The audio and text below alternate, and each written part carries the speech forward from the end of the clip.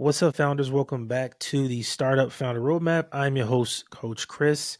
Super excited to have Matt Wolak here on the podcast. He is a SaaS expert, a startup guy, one of the people I couldn't wait to have on because as somebody is building my startup, I always like to have conversations to kind of gauge my progress against the information expertise they have. Like, it's been helping me a lot. So, Matt, welcome to the show. Thanks, Chris. Super happy to be here. Thanks for having me. So, when it comes to you and SaaS companies, what made you want to work with software? Because I think I always get a different answer for this. Is one of my favorite questions to ask. Some people say it's because of money. Some people say it's just easy. Like, what made you get into SaaS in the first place? Yeah, that's a good question. I actually fell into it. So it was back in the mid 2000s before SaaS was really a big thing. There were only a couple other SaaS companies. And one of my buddies said, "Hey, I'm starting this new company. My wife has an idea and I'm going to build it. I'm going to be the tech guy. She's going to be the kind of expert in the space. And we want you to be the marketing and sales guy." And so I'm like, okay, I'll try it. Let's see what happens. Never done software, Wow. came from the hospitality space, and it was really interesting to really kind of dive in really with no idea of what I was doing, no guidelines, no mentor, nothing. And really the first several months and years were a struggle. It was really, really difficult to try and figure out what to do because, it was in the early SaaS days, there was no LinkedIn to go look at everybody Right. else talking about their SaaS company. Nobody had a SaaS company. So we Nobody didn't was building have in experts public to or rely on. anything. Yeah, There no were building no in public. That was not a thing. no blogs or um, anything. Twitter wasn't popping yet. Nothing. You just were out there figuring it out. so true. So true. Exactly. And figuring it out was not happening. It was rough. Like we were not selling anything for a while, and and then a couple sales here and there, and it wasn't happening. So I figured, hey, I've got to solve this. We can't let this thing go. We put a lot of effort into building this product and launching it. We can't just, make it something that dies on the vine. And so really worked at trying to figure out how to get this process just right, and attended seminars on sales and looked at all kinds of different articles and pulled things from here and there and realized software is just different. And Yeah. trying to incorporate old sales skills from other industries into software doesn't work. I have a lot of clients who come to me and they say, "Hey, I used to be able to sell in this other industry, but I get into software. I have no idea how to do this. I don't know why my tactics aren't working here in the SaaS world." And it's Mm. so true. And so I had to kind of figure it out the hard way, which is frustrating. Point of it's different because that is one thing I have noticed is like it's just so much different from selling consulting or selling digital products. Like I've been making money online for years, and I won't say all of them were super easy, but I could kind of fairly figure it out. With SaaS, it's been like a year run of like trying this and trying that, little progress. Like it, nothing can compare to this in terms of difficulty. It's just a different beast. So true. So true. And I was going through that same exact process trying to figure it out myself, Chris. And it's really frustrating because you think, oh, this is definitely going to work. Nope, that didn't work. And then you do something and you think it's the right thing. It's not. But then you realize later, like 2 or 3 years later, that was the right thing and you just stopped too early. And so, Yeah. how do you know when, oh, should I keep going even though I'm getting no results because I don't want to stop too early? Or should I pivot and do something totally different? It was so frustrating for me to try and work through this process. Fortunately, I did. It took several years to actually figure it out. Fortunate that we were able to keep the company afloat. And that company actually took off. What I did was I put my process in place, kind of took all the ideas from all the different sources, blended it together from my experience as well. I kind of added some tidbits and a dash of this, dash of that, and came out with my process that made it so that we could actually sell, we could grow, we could scale, and we took off. We hit Inc. 500 multiple years in a row. That's the fastest growing Wow. companies in America, and eventually exited that company. I did it again, started a new company with a new product, a new market, new team, and had the same experience. Great process that I now had, I was able to plug in. So instead of all of that struggle period, I skipped over the struggle and just went right to the growth. We sold that company in just 2 years. So when you two have the right years. thing, it works really, really well. Yeah, I can see that, man. And I think That's kind of where it's kind of I get caught up in this, where I think a lot of founders should invest in learning and just being around other people who've done that. Because I think you can even learn from the people who have exited businesses, even if you yourself don't want to exit. True. Because building a business that you can exit from means you have a company where it can run without you essentially. And I think Mm-hmm. that's the real goal that everybody has under the make all the money or the popularity and fame and attention. What most of us really want is a company that can run and we just show up a couple of days out of the week, a couple hours here and there for the big stuff, and it can just run. It can just flow. I think that's what most people actually want.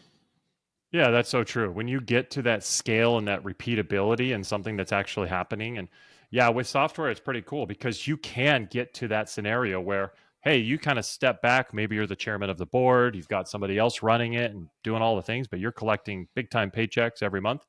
Great. But software is also unique in that the multiples on an exit are tremendous. So I've had a lot of people who said, yeah, I was going to do that and just kind of collect, but then these people came in and offered me $100 million. What was I supposed to say? Right. And if you get your company to a good revenue number, that can absolutely happen and have a nice exit. But you could also just hold on to it. So it's kind of cool how you have multiple options when you get things right. Yeah, I agree, man. So let's get into some of these tactics, man. I love the video on your website of attract, engage, close, and scale. I went and watched it. It was super interesting because something I've used for all of my brands online is simply attract people, nurture them with some kind of content, and then have a conversion mechanism. Super, super simple. Has worked for me for years. How does something like that translate into SaaS? Like, what's that process? Let's break this down. Yeah, good question. So that's exactly one of my models, and that's one of the things that really helped us take off is just kind of breaking down each piece of what we do with a prospect and then a customer, so that we really understand it fully. And so, attract, that's where we're generating the lead. That's where we're getting people to be interested in us, see that this is a product that can solve their problems. So with marketing, obviously, step number one is you have to know your market. And one of the things I love that you said right as we started was you've been having lots of conversations with people in your market. I have a podcast myself, and people that I bring on are SaaS CEOs who've had success. And I ask them, hey, how'd you get started? And what was it that did it? They said, hey, we just went and talked with a whole ton of people who would be ideal prospects with us, but really more of asking them about what problems are you going through? What are some of the key pains? What are your goals? All that kind of stuff led them to really fully understand what they needed to build so you could make your development happen the right way.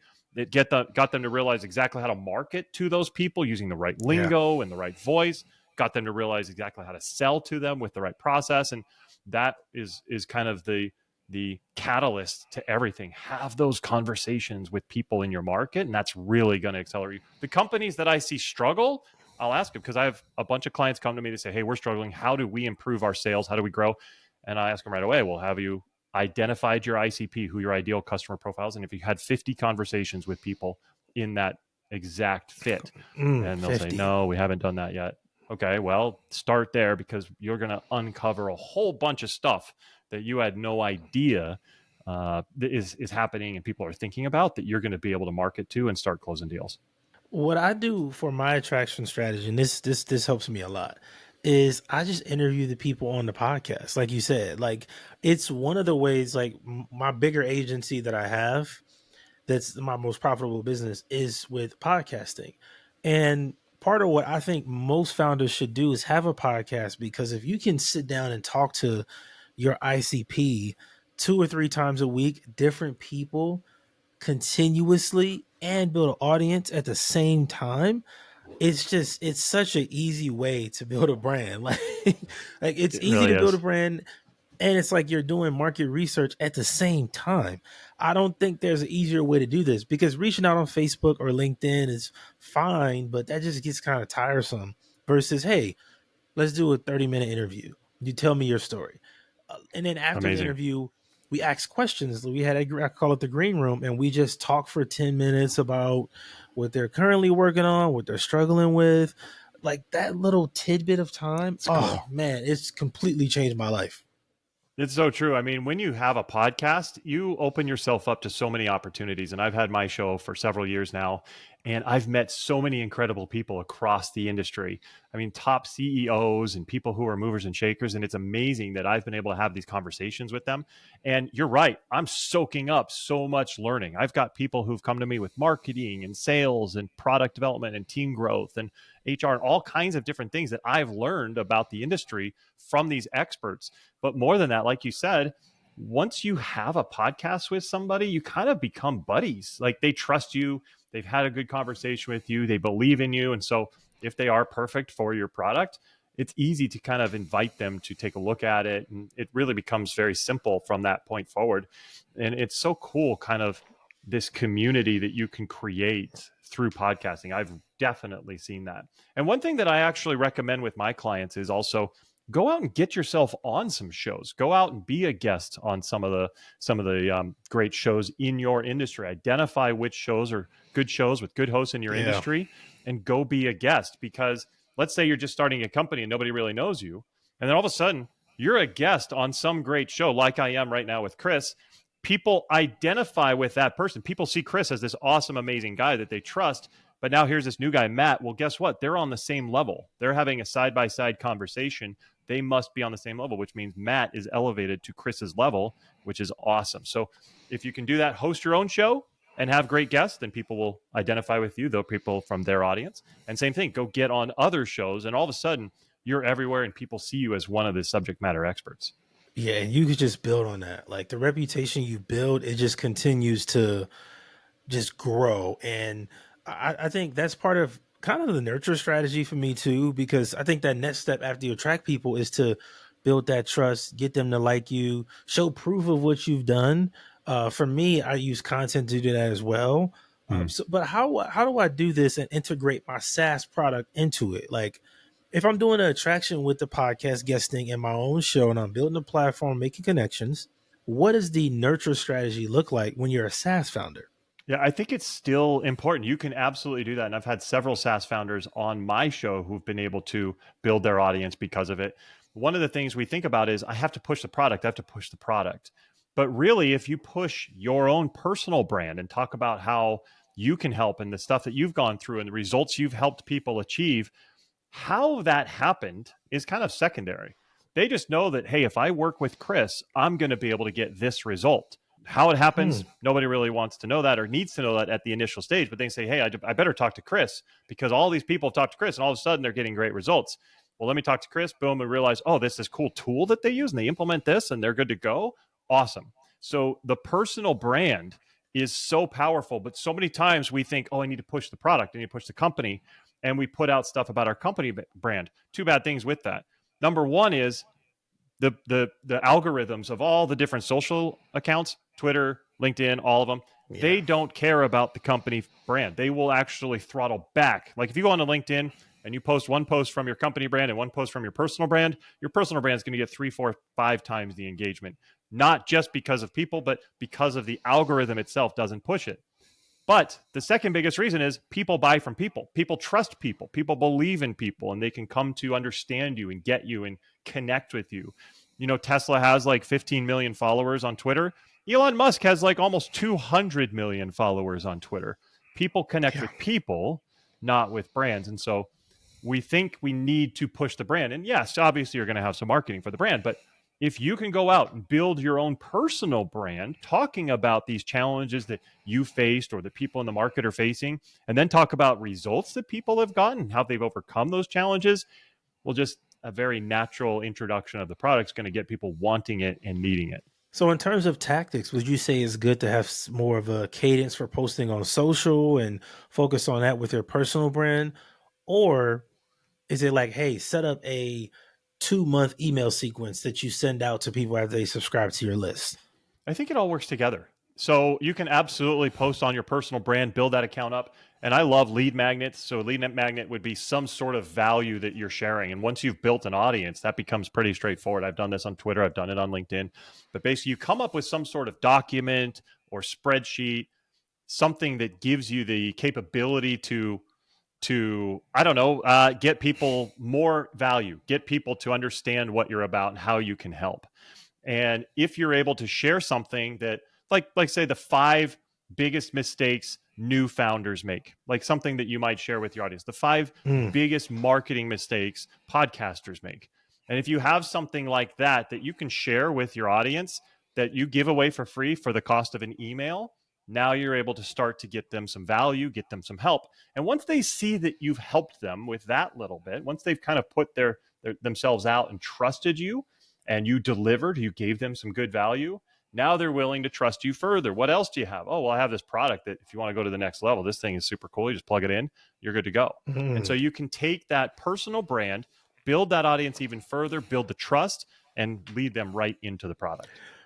I have kind of an idea, something I've been working on for a couple months. I can't wait to get your feedback on this. I was thinking because online courses and workshops and all of that stuff, it's just so prevalent right now. Like everybody knows what it is, people love them. I'm wondering what that would look like as a good nurture strategy, right? So instead of a lead magnet being just one simple thing, what if it was like a full on course, like 3 hours of content? You get access to this community or whatever it is, and obviously throughout the course, in every module and in a lot of the lessons, you're using the SaaS, right? Now, in time, people get to see, wow, he's using this software over and over again in this course. Maybe I should check that out. I was just thinking that could be really, really huge in that space. Oh, so huge. Having a mini course, I've had several of my clients set this up and it works brilliantly. So you can actually have that lead magnet. You kind of build the whole funnel, right? They get to know you, they get that lead magnet, the free guide or whatever. That leads them to the next step of needing a mini course. They do that 2 or 3 hour course. And in that course, it's automated videos that you're giving, by the way, when you do this. So they download it, it's automatically delivered to them. They're watching you that you recorded months ago. And in that, you're going through the tools. Say, okay, if you're going to solve this, you need this thing. But watch how I do this. Boom, boom, boom, boom, boom. Super easy. That's what I do. Yeah. And that's what a lot of people I know are doing. Oh, by the way, if you want that tool, here's a link. Go grab it. And it just becomes part of the process. It's not like you're pushing a thing, you're helping them. And this is one of the biggest things that I tell my clients: help, don't sell. Help, don't sell. And if you help and help people pass their challenges and help them to their goals, then you're not really selling. You're just getting them And to a so better you point. Your so product you does it. advise your clients to make the mini course free as well. So it's like the free lead magnet and then the free mini course and then No, it's go and get the paid. product. Wow. It's Okay. paid. So here's why. So make it a very low amount paid.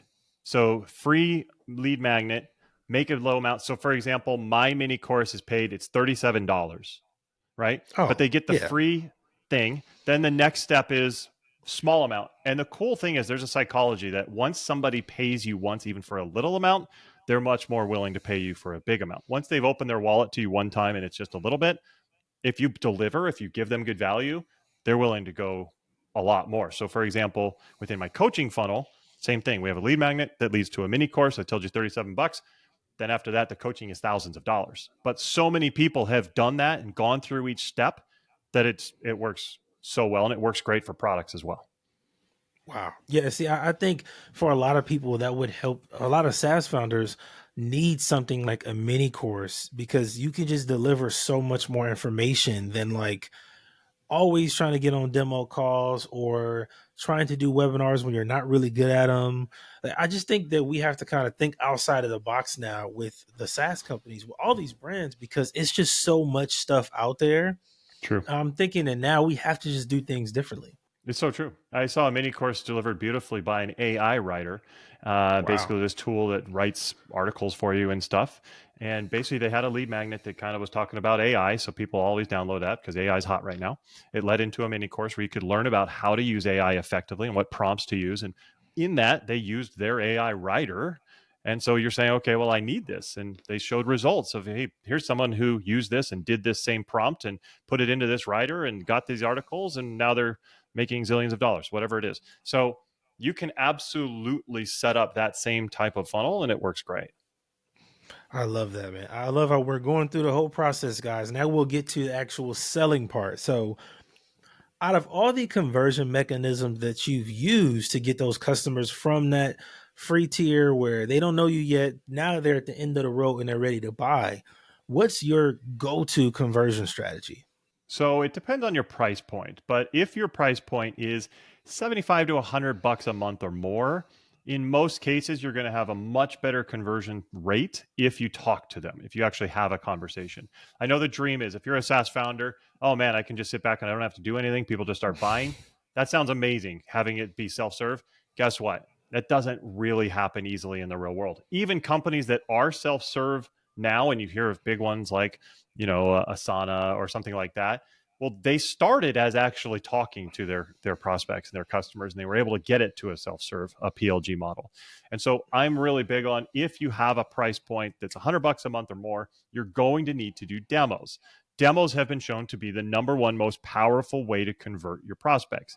And if you don't have a good demo, that's the number one way to kick them out of your funnel and get them to hate you and not realize they need you. So we want to make a demo that's really, really powerful, that takes people from, hey, I just kind of want to see what this product can do. That's how they enter the call. But they leave the call saying, whoa, I had no idea I was so far behind and that this thing's going to accelerate me. I need this now. And the best sellers doing demos are doing that. And they're getting buyers to that level of emotion so that they can close a deal really fast. If people don't have emotion, if they don't feel like they need something, they're not going to take action on it. We've got to get them emotional. Yeah, man, that's interesting. I didn't think demos were so well. I guess it does the price point. That makes sense.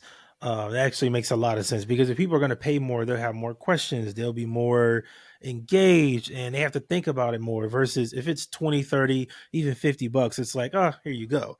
But when it's 100 plus, it's like, now we have to think this out. If it's a B2B SaaS, then I got to talk to the team about this. If we're adding a $300 a month subscription, wow. That makes a lot of sense. So can we go into what makes a demo good? If you take it to the extreme, if you take it to the extreme, you think about that. Well, are you sure it's 100? Well, we've done a lot of studies on this, but actually take it to the extreme. Nobody's clicking around buying a $5,000 a month product. They're not like, ooh, this looks neat. Click, I'm going to buy that for $5,000 a month. Nobody's doing that. And nobody's really spending time on demos for a $5 a month product. You're not going to want to spend any time on somebody who's just going to pay $5. And so we have to find what that breakpoint is. And it's usually around $100, depending on the industry and such. But once you're above that, you absolutely have to do a demo. And to give you an idea, let's say you have a free trial and there's no demo process. Free trials convert across SaaS at about 1% to 2%. The number of people who enter your free trials, if you put 100 people into the free trial, 1 or 2 of them is eventually going to sign up for your product, which feels weird. And everybody's like, well, we've got a great product. I'm sure they'll love it. Yes, it would be amazing if it converted higher, but it's very rare to convert more than that. Some people do get 4 to 5%, 1 to 2% is average. However, demos, just the minimum close rate on a demo when you talk to somebody, the absolute minimum, meaning you're not really growing, but at least you're not dying, is 20%. So it's literally 10 times the conversion when you talk to them versus when you just try and push them through automatically. And if you think about it, it makes sense. They can look in your eyes, they can trust you, they can believe in you, they can hear it in the tone of your voice. You can explain things specifically about them instead of just, here's some videos, maybe one of these matches what you need. You can say, hey, what's your need? Oh, I need this. Cool, let's talk exactly about that thing. And it becomes much more powerful to the buyer. So demos are impactful. Wow. So let me ask you this. If somebody is a new founder, they're starting off, they're building their company, they're excited, they got the MVP ready, and they're ready to try to go to market essentially. How many demos should this person be doing to measure, right? Because you said 20% conversion rate is great. So what's that demo amount that you feel comfortable with in terms of conversions to where you can say, okay, we have product market fit at this point? So when you're getting started, the conversion rate is going to be really tough. There's a lot of reasons for that. One is you may not fully know your market yet. You may not know exactly what they want to hear. There's some, trial and error in terms of, should I say this? Should I say that? And likely, if you haven't been trained on how exactly to give a demo, there's exact processes. We deliver this and it takes several weeks to get this implemented with our process or with our clients. But there are exact ways of getting clients to feel really emotional, getting those prospects to say, holy cow, we need this now, versus, hey, this was nice. Thanks a lot. Really appreciate it. No, we don't want that. We want emotion. We want people to say yes. If you don't know that and you don't know exactly what to do, then it's going to be really tough in the early days. In fact, we've done studies on this. We have a process called the perfect deal process. It's a demo specific process. And basically it outlines 40 things that you need to do in your demos that help get the buyer emotional enough to close. The problem is 40. across software, and this doesn't include just the founders, but even experienced sales reps in software are only doing 16 out of 40, which means if you're not fully trained on this, you are missing most of what will get your buyer emotional enough to say, yes, I want this. Wow, that's impactful, man. That's making me think like demo training, because that's something that I never see talked about in like the SaaS community. Well, people will say it's important, but nobody talks about what makes a good demo good when it comes to SaaS. And I think part of the problem is the demo trainings I've seen, and I didn't like them. And it always felt like they would use the same webinar strategy that people use to sell courses and stuff, which I guess is understandable. But it's like if I'm selling a SaaS product with a subscription, the price point is different. Like you selling the SaaS is way different from selling a course. It's not the same thing. So I don't think we can use the same exact process. It doesn't make sense to me. No. And if you actually do this right, it works really well. One of my clients, Robbie, came to me with an 18% close rate. He was really frustrated about that. He knew he was below the 20% minimum threshold. It was a real struggle for them. We identified some things that he was missing that he just didn't know about. And of course, nobody knows about it. These are not intuitive. You have no idea. And we implemented those. He updated that process and his demos. And now he converts at 67%. 2 out of every 3 person he talks to signs up. And they do not have a cheap product. It's tens of thousands of dollars. And he's converting 2 out of 3. So if you have the right process and understand how to do a demo, I mean, it works. It's like gold. Wow. Okay. Okay. This is making a lot of sense. So we went through the attracting, the nurturing, and even conversions. So what do you think are kind of the key elements to keeping those customers around? I got them signed up. They're paying users now. I can kind of understand why churn is such a big deal in SaaS, because you almost feel like you've accomplished the goal when you get them to buy and say yes, especially if it's on a demo. You get excited too. What are the things that you kind of tell your clients that help them keep their users on the platform? Yeah, great question. And there's a lot of things around that. So churn is actually impacted by so many different parts of the company. And that's why it's a big deal. Obviously, your product, because people say, well, you have to have a great product to sell. That's wrong. I can teach you to sell a very mediocre product and you can sell great if you have the right process. But once they're in, if they don't like the product, they're going to leave. So we don't want to sell a bad product. We want a good product. So you got to have a good product. You got to have a good service around the product. You want to make sure that you're taking care of people's needs. But actually, what I like to do is, because I'm very sales focused, obviously, is I like to make sure that my clients understand that churn can actually be impacted by your sales process.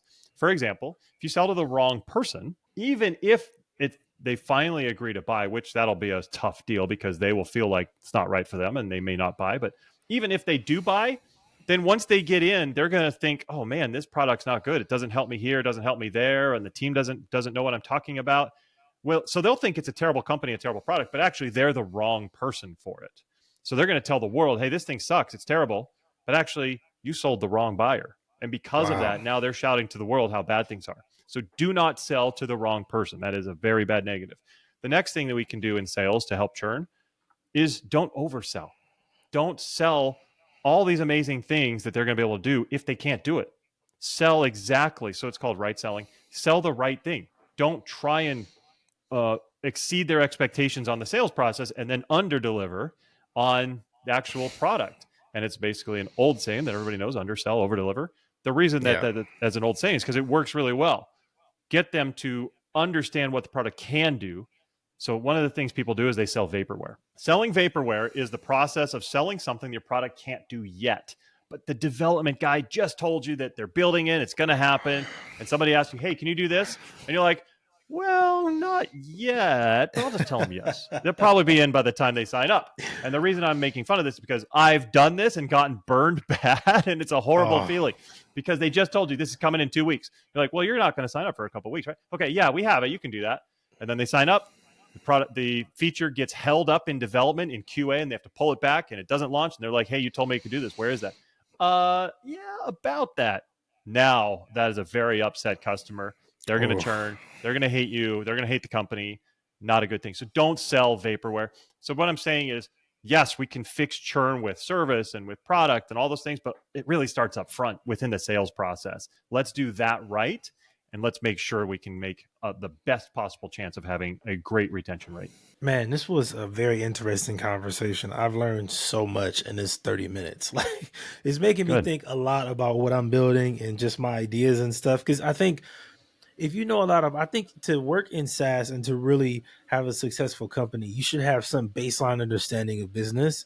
But I'm noticing that to be successful, you have to kind of push that to the side and be willing to learn about startups and SaaS specifically, because there are some fundamental elements of like how to sell and how to market, but everything in this space is like done at a different level. It's done in a different way.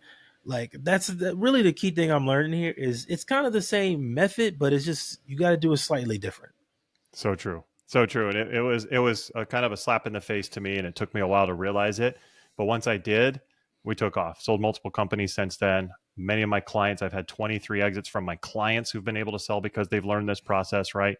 And so that's one thing I do is basically I host mastermind roundtables with software founders so that they can get together and chat about what their challenges are, and then somebody else can say, "Oh, we had that. Here's how we fixed it." And basically, I help them through the problems, and it's pretty cool to see somebody who goes from that struggle, not understanding exactly what to do phase, all the way to amazing success where they're so good that they could even help others. It's really cool. I love it, man. I love it. You keep mentioning this program, all your clients and stuff. You got to let the audience know where they can find it because I'm pretty sure some people want to sign up. Yeah, for sure. So we call it the SaaS Masterclass. And basically, what we do is go through exactly how to set up a SaaS marketing and sales process that generates incredible results. One of my clients, for example, Paul, he's in the UK. He went from 26% close rate to 87% close rate. Another one of my clients, Chris, sold for 9 figures his company after they put this process in place. So basically, what we want to do is get you an understanding even from the very beginning. We have people start right when they start their company, so they make sure they get everything right from the beginning. They don't miss any great customers. So we have a combination. It's a 3-prong approach. I give you a core curriculum, which is a step-by-step of exactly how to implement your sales and marketing process for your SaaS company. This is only for B2B SaaS companies. And then the core curriculum leads you right into the community. We have a community of 250 plus SaaS founders from around the world, all B2B SaaS. And we get together weekly in a roundtable so that we can talk about what we can fix, what we can adjust. We also bring in special guest speakers, and we do breakdowns of demos live right in front of everybody. And then also all coaching. So you'll have opportunities to meet with me one-on-one so I can personally help you through your struggles and get you results. I love that, man. I love how thorough it is. I think that's Definitely. perfect for a lot of founders, man. If you're a founder out there listening to this, you got to take advantage of work with somebody like Matt, man. This is clearly somebody that has experience, the skills, the track record that's actually doing it and helping founders get to work, man. So, Matt, thank you so much for being on the show. This was a perfect conversation. Thanks, Chris, for having me. This has been a lot of fun. I really appreciate it.